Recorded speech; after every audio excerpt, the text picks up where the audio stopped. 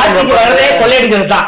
உங்க குடும்பம் ஆசியாவிலே 6வது பணக்கார குடும்பம். ஒரு வழக்கறிஞர் இருந்துட்டு இந்த மாதிரி தவறான தகவலை பண்ணீங்கன்னா உங்க வழக்கறிஞரையே கேன்சல் போட சொல்லுங்க, கேஸ் போட சொல்லுங்க. நான் கேஸ் பண்றேன், நான் உண்மையை பேசுறேன். என்ன உண்மை? நீங்க உண்மையை பேச மாட்டீங்கல்ல. உண்மையை நீங்க ரொம்ப தவறா பதிவு பண்றீங்க. உங்க மேல கண்டிப்பா நானே வழக்கு கொடுப்பேன். இந்த மாதிரி தவறான தகவல்களை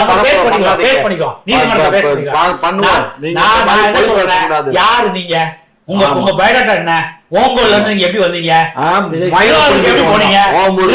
சென்னைக்கு எப்படி வந்தீங்க? இன்னைக்கு இத்தனை கோடி எப்படி வந்துச்சு? எங்க தலைவர் நான் எங்க நிறுவனர் குடும்பம் இன்னைக்கு எப்படி இருக்கு? இன்னைக்கு கஷ்டப்பட்டு இருக்கு ராமாவரத்துல. உங்க குடும்பம் எப்படி இருக்கு? ஆசியாவிலே 6வது பணக்கார குடும்பம். அதனால நீங்க பேசாதீங்க. உங்களுக்கு மணி மேக்கிங் பவர். உங்களுக்கு பணம் எப்படி நாங்க தொழில் பண்றோம், எப்படி பண்ணுவோம். தேவைன்னா பிஜேபி இந்த பண்டாரம் பரதேசி செஞ்சீங்க. உங்களுக்கு தேவைன்னா சிவப்புகளை வர வைப்பீங்க. அவங்க மத்திய அமைச்சரவை போய் பங்கேற்பீங்க. தேவைன்னா காங்கிரஸ் சேர்ந்துக்கிறீங்க. அப்புறம் தேவைன்னா காங்கிரஸ் நீங்க எங்களை மிசாலத்துக்கு போட சொல்லுவீங்க. தேவைன்னா இந்திரா காந்தி நேருவின் மகளை நிலையா இப்படி அரசியல் மாறி மாறி கொள்கை பேசுறது உங்களுக்கு சகஜம். அரசியல்னாலே அப்படித்தான்.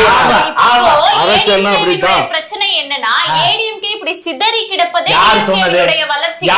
சிதறி கிடக்குன சிதறி கிடந்தா எப்படி 2024 பார்லிமெண்ட் தேர்தல்ல நாங்க 1 கோடிக்கு மேல ஓட்டு வாங்க முடியும்?